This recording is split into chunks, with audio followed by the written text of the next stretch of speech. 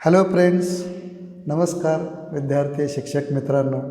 तुम्हा सर्वांचं B S Kale sir या यूट्यूब चॅनलमध्ये मी Shri Kale B S new English school Fursungi मनापासून सहर्ष स्वागत करतो. विद्यार्थी मित्रांनो, इयत्ता 9वी गणित ऑनलाईन क्लासमध्ये आपण प्रकरण 3 त्रिकोण हे प्रकरण सुरू केलेलं आहे. त्याचे आत्तापर्यंत आपण 2 भाग पाहिलेले आहेत. आज आपण 3रा भाग पाहणार आहोत. या 3ऱ्या भागामध्ये आपण समद्विभुज त्रिकोणाचे प्रमेय म्हणजे काय, ते कसं सिद्ध करायचं हा भाग पाहणार आहोत. आणि 45-45-90 मापाचे प्रमेय, 30-60-90 मापाचे प्रमेय हे आज आपण समजून घेणार आहोत. चला बघूया समद्विभुज त्रिकोणाचे प्रमेय नेमकं काय आहे. विद्यार्थी मित्रांनो, कोणतेही प्रमेय जेव्हा सिद्ध करायचे असते तेव्हा तुमच्या प्रामुख्याने 5 गोष्टी लक्षात आल्या असेल. हो सर, कोणत्या सांगा बरं. सर, आकृती, पक्ष, साध्य, रचना आणि सिद्धता. बरोबर, एकदम करेक्ट. विद्यार्थी मित्रांनो, समद्विभुज त्रिकोणाचे प्रमेय म्हणजेच समद्विभुज त्रिकोण म्हणजे काय माहीत आहे तुम्हाला? ज्या त्रिकोणाच्या 2 बाजू समान असतात त्या त्रिकोणाला आपण काय म्हणतो? समद्विभुज त्रिकोण म्हणतो. आता या समद्विभुज त्रिकोणाचे प्रमेय नेमकं काय आहे ते विधान अगोदर आपण समजून घेऊया. याला इंग्लिशमध्ये विद्यार्थी मित्रांनो आयसोस्केल ट्रायंगल थेरम म्हणतात. आता काय स्टेटमेंट आहे याचं, प्रमेय काय नेमकं आहे विधान, ते अगोदर समजून घेऊया. विद्यार्थी मित्रांनो, जेव्हा आपण प्रमेय नीट समजून घेतो तेव्हा आपल्याला या प्रमेयाचं पक्ष, साध्य, रचना, सिद्धता छानपैकी आठवते आणि त्यासाठी आपल्याला विधान समजून घेणं फार गरजेचं आहे. काय म्हटलं आहे बघा बरं त्यांनी, जर त्रिकोणाच्या 2 बाजू एकरूप असतील तर त्या बाजूसमोरील कोन एकरूप असतात हे सिद्ध करा, असं विधान आम्हाला परीक्षेमध्ये दिलं जातं. आता विद्यार्थी मित्रांनो, या विधानावरून तुमच्या लक्षात आलं असेल मला कोणता एक त्रिकोण काढायचा असं काही सांगितलं आहे विधानामध्ये? नाही सर, कोणताही एक त्रिकोण काढू शकता. फक्त त्या त्रिकोणामध्ये कंडिशन अशी दिलेली आहे की 2 बाजू एकरूप असणारा काढायचा आहे. म्हणजेच मला कोणता त्रिकोण काढावा लागेल? सर, समद्विभुज त्रिकोण काढावा लागेल. बरोबर. चला मी एक आकृती काढतो. मग अगोदर एक आकृती काढूया. एक मी समद्विभुज त्रिकोण काढतो, त्याला नाव देतो ABC. आता हा समद्विभुज त्रिकोण मला कधी म्हणता येईल? मला याच्या 2 बाजू काय कराव्या लागतील? सारख्या कोनानं दाखवाव्या लागतील. बघा, मी सारख्या कोनानं दाखवतो. ह्या ABCमध्ये 2 बाजू मी सारख्या दाखवल्या. बघा, आकृती माझी त्यांच्या विधानानुसार पूर्ण झाली का? बघा, ते काय म्हणतात, जर त्रिकोणाच्या 2 बाजू एकरूप असतील तर त्या बाजूसमोरील कोन एकरूप असतात हे सिद्ध करायचे आपल्याला. मग मला सांगा, माझी जवळजवळ 99% आकृती पूर्ण झालेली आहे. आता याच्यावर मला काय लिहायचं आहे? पक्ष लिहायचं. बरोबर, त्यालाच आपण काय म्हणतो? टू प्रूव्ह म्हणतो. चला, पक्ष कसं लिहायचं बघा बरं. त्रिकोण ABC मध्ये, आता पक्ष पाठ करायची गरज आहे काय मित्रांनो? नाही सर, आकृतीचं वर्णन म्हणजेच पक्ष, हे आता मला चांगलं समजलेलं आहे. बरोबर. कसली आकृती तुम्हाला दिलेली आहे? सर, एक त्रिकोण ABCची आकृती आहे आणि त्या त्रिकोण ABCमध्ये 2 बाजू आम्हाला एकरूप दिलेले आहेत. तेच मला लिहायचं इथं. त्रिकोण ABCमध्ये बाजू AB एकरूप बाजू AC. झालं माझं पक्ष. किती सोपं आहे बघा बरं. आकृतीमध्ये जे दिलेलं आहे त्याचं वर्णन करणं म्हणजेच तुमचं पक्ष. म्हणजेच तुम्हाला विधानामध्ये जरपासून तरपर्यंत काय म्हटलं आहे? जर त्रिकोणाच्या 2 बाजू एकरूप असतील, म्हणजे एक त्रिकोण दिलेला आहे ABC आणि त्याच्या 2 बाजू एकरूप दिलेल्या आहेत, हे झालं माझं पक्ष. आता मला काय सिद्ध करायचं आहे? ज्या 2 बाजू मला एकरूप दिलेत ना, त्या बाजू समोरचे कोन मला एकरूप दाखवायचे. मग मला सांगा बरं, AB आणि AC एकरूप आहेत. ABच्या समोरचा कोणता कोन होईल मग? सर, कोन C आहे. बरोबर. आणि बाजू AC समोरचं कोणाचं नाव सांगा बरं? कोन B. बरोबर. मग मला साध्य काय लिहिता येईल बघा बरं. कोन ABC. मी 3 अक्षरांनी कोन वाचला आहे. कोन ABC एकरूप कोन ACB. झालं माझं साध्य. अर्धा मार्क्स मिळाला मला. पक्षाला अर्धा मार्क, आकृतीला अर्धा मार्क, 1.5 मार्क्स झाला माझं. आता रचना मला आता आकृतीमध्ये जो काय आपण बदल करतो ना मित्रांनो, त्याला आपण रचना म्हणतो. का बदल करावा लागतो? अरे सिद्ध करण्यासाठी आपल्याला त्या आकृतीमध्ये काही बदल करावा लागतो, त्याच बदलाला आपण रचना असे म्हणतो. बघा बरं, मी आकृतीत काय केलं जरा नीट निरीक्षण करा बरं विद्यार्थी मित्रांनो. सर तुम्ही त्रिकोण ABCमध्ये किरण AD काढलेलं आहे, बरोबर. पण किरण AD काढताना मी काय कंडिशन घातली बघा, तो बाजू BCला बिंदू Dमध्ये असा छेदतो की B'D''C आणि तो कोन BACचा कोन दुभाजक आहे. लक्षात ठेवा, मी किरण AD काढलेला आहे. तो कसा काढलेला आहे? कोन BACचा कोन दुभाजक किरण AD असा काढला की बाजू BCला बिंदू Dमध्ये छेदतो. एकदम करेक्ट. चला मग बघूया मी रचना कशी लिहिली ती. ओके, रचना कशी लिहिली बघा. आकृतीमध्ये म्हणजेच त्रिकोण ABCमध्ये किरण AD हा कोन BACचा कोन दुभाजक असा काढला की बाजू BCला बिंदू Dमध्ये छेदतो.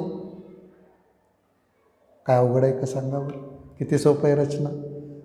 पक्ष झालं, साध्य झालं, रचना झाली. एवढा भाग किती सोपा वाटला बघा बरं तुम्हाला. आणि विद्यार्थी मित्रांनो, हे 1 ते 1.5 मार्क 2 मार्क सहज मिळतात तुम्हाला. चला आता आपण सिद्धता कशी लिहायची ते बघूया. सिद्धता लिहिताना मला पुन्हा आकृती काढावी लागेल, कारण आकृती काढल्याशिवाय मला सिद्धता लिहिता येणार नाही. बघा पाठीमागचीच मी आकृती काय करतो, पुन्हा काढतो आणि आकृती काढून त्या आकृतीमध्ये आता मी काय करणार आहे, सिद्धता कशी लिहिते सर्वांनी काळजीपूर्वक पहा. हे पहा, सिद्धता म्हटलं की 2 भाग आठवले पाहिजे, विधाने कारणे. आता मला सांगा, मी ही सिद्धता लिहिताना किरण AD हा कोन BACचा काढल्यामुळं किती त्रिकोण आकृती तयार झालेत बघा बरं. सर या आकृतीमध्ये 2 त्रिकोण तयार झाले. कोणते 2 त्रिकोण मग सांगा बरं मला. सर त्रिकोण ABD व त्रिकोण ACD, बरोबर. मग याच 2 त्रिकोणामध्ये आपण बोलायचं आहे, म्हणून मी पहिलं काय लिहिलं बघा विधान. त्रिकोण ABD व त्रिकोण ACD मध्ये बघा एक एक विधानं मी कशी लिहिणार आहे, तुमचं काळजीपूर्वक लक्ष असलं पाहिजे. रेख AB एकरूप रेख AC. विद्यार्थी मित्रांनो, मी कुठून लिहिलं वाक्य? सर हे ऑलरेडी तुम्हाला पक्षामध्ये दिलेलं आहे, बरोबर. म्हणून त्याला कारण काय लिहिलं मी? पक्षात मला दिलेलं आहे त्याने, ते विधान पहिलं माझं असणार. काय अडचण नाही आहे सर, आम्हाला पहिलं विधान आहे तसं लिहिता येईल पक्षामधलं, बरोबर. आता बघा दुसरं वाक्य मी कसं लिहिलं आहे. कोन BAD एकरूप कोन CAD. हे का लिहिले विधान विचार करा बरं जरा. सर किरण AD हा कोन BACचा कोनदुभाजक आहे आणि त्यामुळं कोन BAC हा 2 समान कोनात विभाजन झालं आहे. आणि ते 2 कोन कोणते? कोन BAD आणि कोन CAD. मग मला सांगा, हे 2 कोन समान आहेत, त्याची मापे समान आहेत, म्हणजेच ते कसे असतील? सर ते एकरूप असतील. म्हणून दुसरं वाक्य पण मला वाटतं कळलं असेल तुम्हाला. कोन BAD एकरूप कोन CAD. मग याला कारण तुम्ही देऊ शकता. आकृतीमध्ये किरण AD हा कोन BACचा कोनदुभाजक किंवा कोनदुभाजकाचा गुणधर्म, किंवा शॉर्टमध्ये तुम्ही रचना आपण केलेली आहे ना, त्याला कारण रचना दिली तरी चालू शकेल. सोपं आहे का नाही दुसरं वाक्य. आता तिसरं वाक्य बघा बरं मी काय लिहितो आहे. रेख AD एकरूप रेख AD. का लिहिलं विद्यार्थी मित्रांनो? सर प्रत्येक रेषाखंड स्वतःशी एकरूप असतो, हा गुणधर्म आम्हाला माहीत आहे सर, बरोबर आहे. म्हणजेच ही सामायिक भुजा आहे दोन्ही त्रिकोणाची, आणि म्हणून त्याला कारण दिलं सामायिक भुजा. आता बघा विधान 1, 2, 3 जरा नीट पहा. रेख AB म्हणजे बाजू, कोन बाजू. तर मला सांगा, हे 2 त्रिकोण कोणत्या कसोटीनुसार एकरूप असतील? सर विधान 1, 2, 3 जर आम्ही पाहिलं तर बाजू, एका त्रिकोणाचे बाजू कोन बाजू, दुसऱ्या त्रिकोणाचे बाजू कोन बाजू यांच्याशी अनुक्रमे एकरूप आहेत, म्हणून ते 2 त्रिकोण बाकोबा कसोटीनुसार एकरूप आहेत असं आम्ही म्हणू शकतो सर, बरोबर, एकदम करेक्ट. Okay, very nice. बघा बरं चौथं वाक्य मग काय लिहिता येईल मला. म्हणून ज्या दोन त्रिकोणामध्ये तुम्ही बोललात ना ते दोन त्रिकोण एकरूप लिहू शकतो आपण. म्हणून त्रिकोण ए बी डी एकरूप त्रिकोण ए सी डी. त्याला कारण काय लिहिता येईल मग सांगा बरं. बा को बा एकरूपता कसोटी, म्हणजेच बाजू कोण बाजू एकरूपता कसोटी. आता मला सांगा, जेव्हा दोन त्रिकोणी एकरूप असतात तेव्हा त्यांचे संगत कोण कसे लिहिता येईल. सर एकरूप लिहिता येतं, कारण आपण पाठीमागच्या व्हिडिओमध्ये पाहिलेलं आहे एकरूप त्रिकोणाचे संगत घटक एकरूप कसे लिहायचे ते. बरोबर. बघा बरं मग चौथ्या वाक्यावरून मी पाचव्या वाक्यामध्ये एकरूप त्रिकोणाचे संगत कोण कसे लिहिलेत बघा.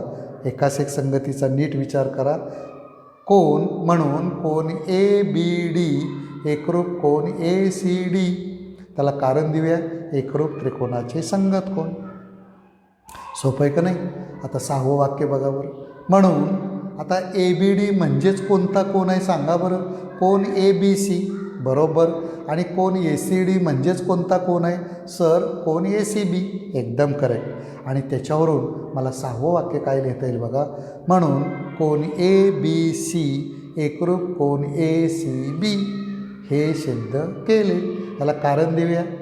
विधान 5 वरून आणि आकृतीवरून. शिवाय आकृतीवरून का म्हणायचं, कारण आपल्याला बी डॅश डी डॅश सी दिलेले. याचाच अर्थ बी आणि डी हे एकाच रेषेवर बिंदू आहेत. त्यामुळं ए बी डी म्हटलं काय आणि ए बी सी म्हटलं काय, कोणतोच राहतो. त्यामुळं 5वं आणि 6वं वाक्य याच्यामध्ये काय नेमका फरक आहे हे तुमच्या लक्षात आलं असेल. जे आपल्याला सिद्ध करायचे ते आपलं 6वं वाक्य मिळालं.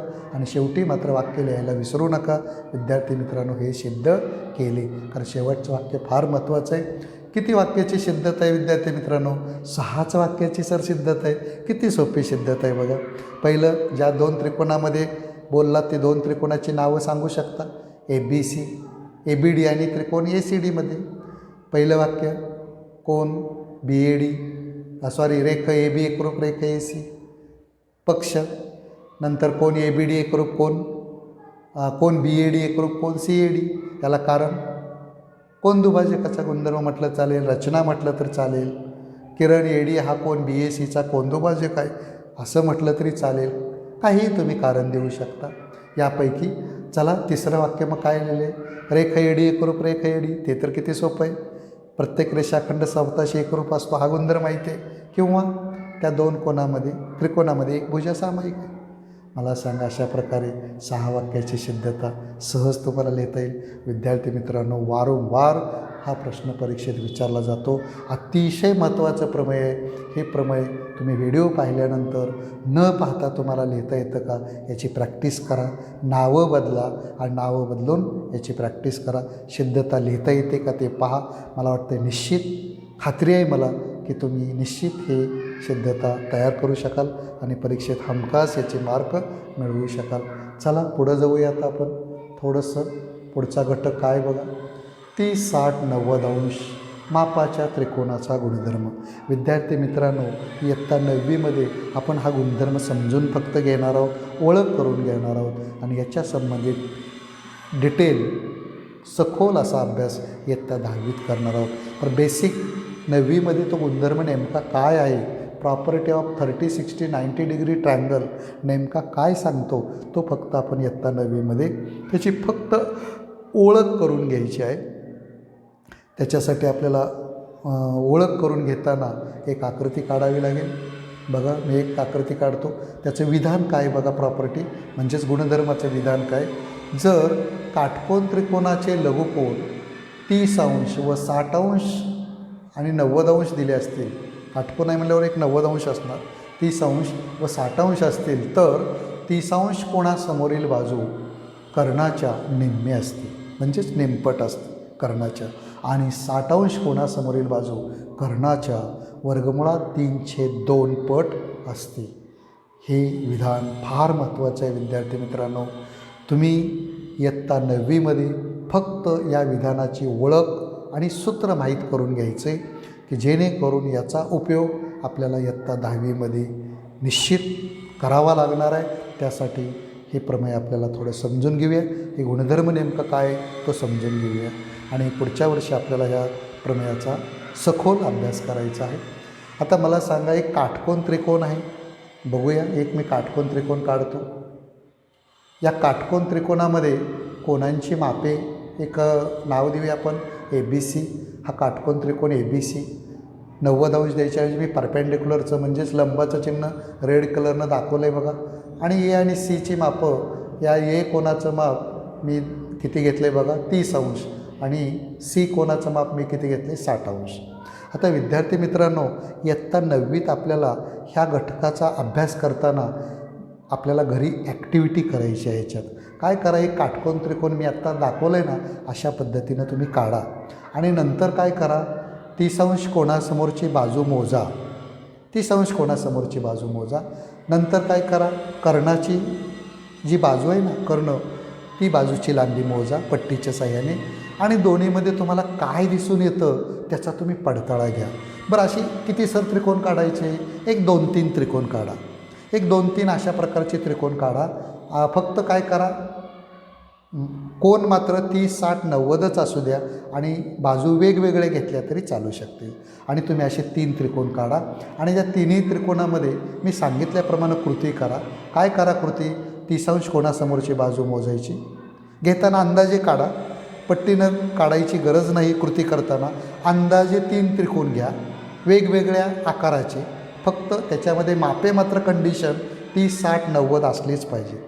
असे तुम्ही त्रिकोण काढा आणि मग काय करा, 30 अंश कोणासमोरची बाजू मोजा, 90 अंश कोणासमोरची बाजू मोजा आणि त्या दोन्हीमध्ये तुम्हाला रिलेशन, त्या दोन्हीमध्ये संबंध काय आढळून येतो त्याची नोंद करा. विद्यार्थी मित्रांनो, मी जो आता गुणधर्म दिला आहे तो गुणधर्म तुम्हाला आढळतो का त्याचा पडताळा तुम्ही या ॲक्टिव्हिटीच्याद्वारे करू शकता. व्हिडिओ पाहिल्यानंतर लगेच ही ॲक्टिव्हिटी करायची आहे आणि मला कमेंट बॉक्समध्ये तुम्ही कळवायचं आहे, सर आम्ही ॲक्टिव्हिटी केलेली आहे आणि आम्हाला तो निष्कर्ष मिळालेला आहे. काय निष्कर्ष मिळाला आहे, काय गुणधर्म तुम्ही पडताळला? 30 अंश कोणासमोरची बाजू जर मी मोजली तर 90 अंश कोणासमोरील बाजूच्या ती निम्मी येत आहे, म्हणजेच निमपट येत आहे. हा पडताळा तुम्ही पाहायचा आहे, येते का नाही ती. आणि हीच कृती फक्त आपल्याला इयत्ता 9वीत करायची आहे. आता मला सांगा, हेच मला आकृतीच्याद्वारे सूत्राच्या स्वरूपामध्ये कसं मांडता येईल ते बघा बरं जरा. त्रिकोण ABC मध्ये जर मापकोन A बरोबर 30 अंश, मापकोन B बरोबर 90 अंश, मापकोन C बरोबर 60 अंश असेल तर बघा 2 सूत्र आपल्याला मिळणार आहेत. पहिलं सूत्र, 30 अंश कोणासमोरची बाजू कर्णाच्या निमपट असते, म्हणजेच हाफ असते. मग बघा बरं, 30 कोणासमोरची बाजू कोणती आहे बघा बरं आकृतीमध्ये. सर त्रिकोण ABC मध्ये 30 अंश कोणासमोरील बाजू BC आहे, बरोबर. मग BC बरोबर कर्णाच्या, कर्ण कोणता आहे AC, ACच्या निमपट, हाफ ऑफ AC, म्हणजेच लेंथ ऑफ BC बरोबर 1/2 लेंथ ऑफ AC. हे सूत्र फार महत्त्वाचं आहे विद्यार्थी मित्रांनो. आता दुसरं विधान बघा तुमच्या गुणधर्मामध्ये, आणि 60 अंश कोणासमोरील, वरील विधान बघा येलो कलरमध्ये मी दाखवलं आहे, 60 अंश कोणासमोरील बाजू कर्णाच्या वर्गमुळात 3/2 पट असते. आणि मग लेंथ ऑफ AB बरोबर वर्गमुळात रूट म्हणजेच वर्गमुळात 3/2 लेंथ ऑफ AC. हे 2 सूत्र फार महत्त्वाचे आहेत. आता तुम्ही म्हणा, सर आम्हाला याच्यावर प्रश्न कसा विचारला जातील? तुम्हाला कर्णाची लांबी आम्ही देऊ आणि 30 कोणासमोरची बाजू काढायला विचारेल, 60 कोणासमोरची बाजू देऊ, कर्णाची लांबी काढायला विचारेल. या प्रत्येक सूत्राच्या सहाय्याने तुम्हाला एक बाजू दिली तर उरलेल्या 2 बाजू सहज काढता येतील. म्हणून 30, 60, 90 अंश मापाचे प्रमेय विद्यार्थी मित्रांनो खूप महत्त्वाचं आहे. हे सूत्र आणि विधान हे दोन्ही तुम्ही लक्षात ठेवणं आणि त्याची कृती, ॲक्टिव्हिटी ही मात्र करायला विसरू नका. आणि मला निश्चित ॲक्टिव्हिटीचे हे गुणधर्म जे तुम्हाला पहिलं जे सूत्र आहे ते व्हेरीफाय होतं आहे का हे मला तुम्ही पडताळू पाहून मला जरूर कळवा. चला पुढे एक अजून आपल्याला एक गुणधर्म पाहायचा आहे, तो एक फार महत्त्वाचा आहे. 45, 45, 90 मापाच्या त्रिकोणाचा गुणधर्म. हाही गुणधर्म विद्यार्थी मित्रांनो आपण इयत्ता 10वीत पुन्हा अभ्यासणार आहोत. फक्त इयत्ता 9वीमध्ये आपण ॲक्टिव्हिटीच्याद्वारे ओळख करून फक्त घेणार आहोत आणि याची ॲप्लिकेशन्स, याचे सगळे काही डिटेल किंवा सखोल अभ्यास आपण पुन्हा इयत्ता 10वीमध्ये करणार आहोत. यालाच इंग्लिशमध्ये property of 45 degree and 90 degree triangle. आता काय सांगतो हे विधान, हे गुणधर्म नेमका काय सांगतो? विद्यार्थी मित्रांनो, त्रिकोणाच्या कोणत्याही त्रिकोणामध्ये जेव्हा कोणांची मापे 45 अंश, 45 अंश आणि 90 अंश दिलेली असतात तेव्हा नेहमी लक्षात ठेवा 45 अंश कोणासमोरील बाजू ही कर्णाच्या 1/2 पट असते. हा गुणधर्म आपल्याला लक्षात ठेवायचा इयत्ता 9वीमध्ये. तो काय गुणधर्म आहे बघा, मी इथं तुमच्यासमोर ठेवलेलं आहे. जर काटकोन त्रिकोणाचे लघुकोन 45 अंश असतील तर 45 अंश कोणासमोरील बाजू कर्णाच्या 1/2 पट असते. हे प्रमेय आपण सिद्ध करून पाहणार आहोत पुढील भागामध्ये. चला आकृतीच्याद्वारे समजून घेऊया. बघा, एक काटकोन त्रिकोण मी काढतो आणि त्या काटकोन त्रिकोणामध्ये एक मी ABC नाव देतो आणि त्या ABCमध्ये मी 2 कोन कोणते घेतलेत बघा, 45 अंश 45 अंशचे 2 कोन काढलेले आहेत आणि एक 90 अंशाचा कोन आहे. आकृतीकडे पाहिल्यानंतर लक्षात येईल तुमच्या. आता मला तुम्हाला एक प्रश्न विचारायचा आहे. विद्यार्थी मित्रांनो, 45 अंश 45 हे 2 कोन समान आहेत, बरोबर आहे? आता मला सांगा, आपल्याला काय गुणधर्म सांगतो आहे? 45 अंश कोणासमोरील बाजू म्हणजे कोणती बाजू असेल? एक BC असेल आणि BC जेवढी आहे तेवढीच कोण असणार आहे? AB असणार आहे, कारण दोन्ही कोन समान आहेत. 2 कोन समान असतील तर त्यांच्या समोरच्या बाजूसुद्धा कशा असतात? समान असतात. हे माहिती आहे आपल्याला, खालच्या वर्गात आपण शिकलेलो आहे. मग ह्याचं कसं लिहिता येईल बघा बरं आपल्याला, मॅथमॅटिकल गणितीय भाषेत कसं लिहिता येईल? त्रिकोण ABCमध्ये जर मापकोन A बरोबर 45 अंश, मापकोन B बरोबर 90 अंश, मापकोन C बरोबर 45 अंश असेल तर लेंथ ऑफ AB, तिथं AC झाले तिथं दुरुस्त करा. ACच्या ऐवजी काय पाहिजे? AB पाहिजे. लेंथ ऑफ AB बरोबर लेंथ ऑफ BC बरोबर 1/2 लेंथ ऑफ AC. AC म्हणजे कर्णाच्या 1/2. फक्त विद्यार्थी मित्रांनो, या सूत्रामध्ये पहिलं AC आहे तिथं AB करायला मात्र विसरू नका. त्याबद्दल प्रिंट मिस्टेक झालेली आहे. लेंथ ऑफ ACच्या ऐवजी काय पाहिजे?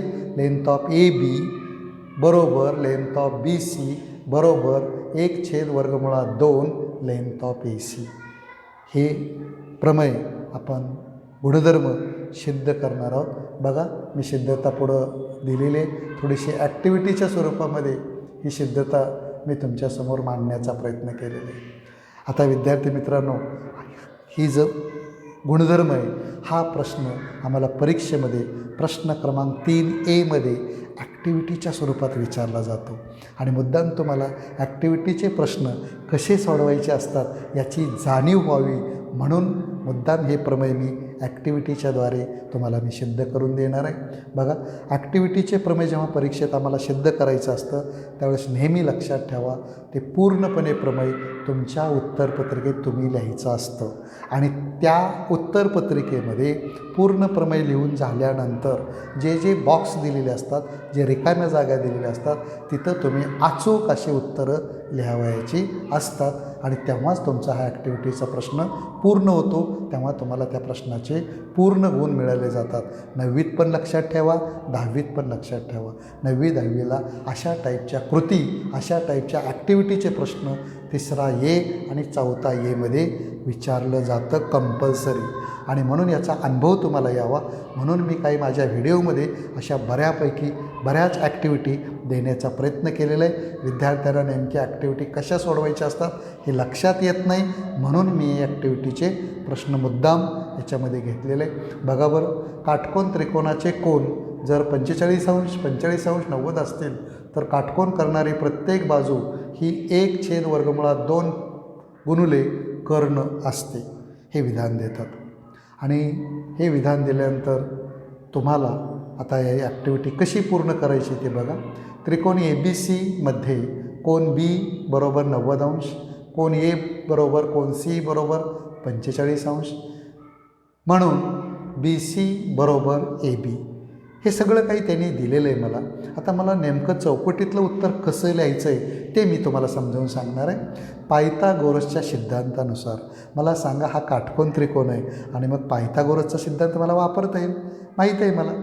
काय पायथागोरस सांगतो? सर आम्हाला माहीत आहे कर्णवर्ग बरोबर पायावर्ग अधिक उंची वर्ग, किंवा पायावर्ग अधिक उंची वर्ग बरोबर कर्णवर्ग, असं लिहिलं तरी चालू शकतं.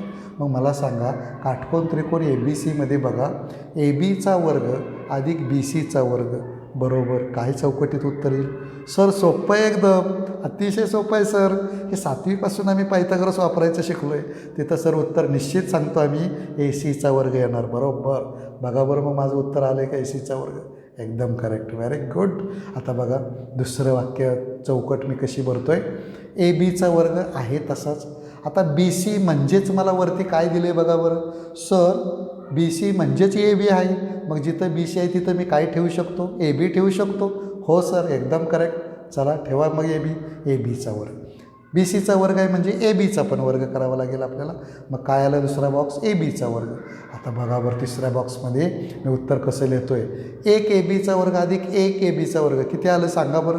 सर 2 ABचा वर्ग. आणि मग अलीकडचं चौकट काय येणार? सर वरचा ACचा वर्ग आहे तसंच येणार. बरोबर, एकदम करेक्ट. म्हणजे काय येणार? ACचा वर्ग. आता तुमची गंमत आहे बघा. मला खाली स्टेप काय म्हणले बघा. ABचा वर्ग 2ने ABच्या वर्गाला गुणलेलं होतं, काय होईल? सर ABच्या वर्गाला 2ने गुणाकार असेल तर पलीकडे गेल्यावर भागिले होणार, म्हणजे छेदस्थानी, म्हणजेच 1/2 येणार. बरोबर. आता त्यात चौकटीत बसत नाही म्हणून मी शेजारी पुढं लिहिले बघा. ABचा वर्ग बरोबर 1/2 लेंथ ऑफ ACचा वर्ग भागिले लेंथ ऑफ, सॉरी तिथे ABचा वर्ग नको आहे, काय पाहिजे? 1/2 ACचा वर्ग एवढंच पाहिजे. ABचा वर्ग छेद आहे ना, ते नको आहे, कारण ABचा वर्ग आपण इकडे ठेवलेलं आहे. ते प्रिंट मिस्टेक आहे विद्यार्थी मित्रांनो. 1/2 ACचा वर्ग असंच विचारात घ्या. आणि म्हणून दोन्ही बाजूचे वर्गमूळ काढूया. AB बरोबर 1/2 AC आहे तसं. फक्त दुरुस्ती करा तेवढी. शेवटून जे दुसरं वाक्य आहे ना, ते पहिलं वाक्य काय दुरुस्ती करणार? 1/2 ACचा वर्ग एवढंच ठेवायचं. खाली छेदस्थानी ABचा वर्ग आहे ना, ते नको आहे, ते कॅन्सल करा. सिद्धता बॉक्समध्ये लिहिताना लक्षात ठेवा 1/2 ACचा वर्ग एवढंच फक्त बॉक्समध्ये आपल्याला लिहायचं आहे. ठीक आहे विद्यार्थी मित्रांनो, इथंच थांबूया. धन्यवाद. आपण ही सिद्धता नीट समजून घेतली त्याबद्दल तुम्हा सर्व विद्यार्थ्यांचं मी मनापासून धन्यवाद देतो. समजून घेतलं की विद्यार्थी मित्रांनो सारे सोपे होते ना. धन्यवाद.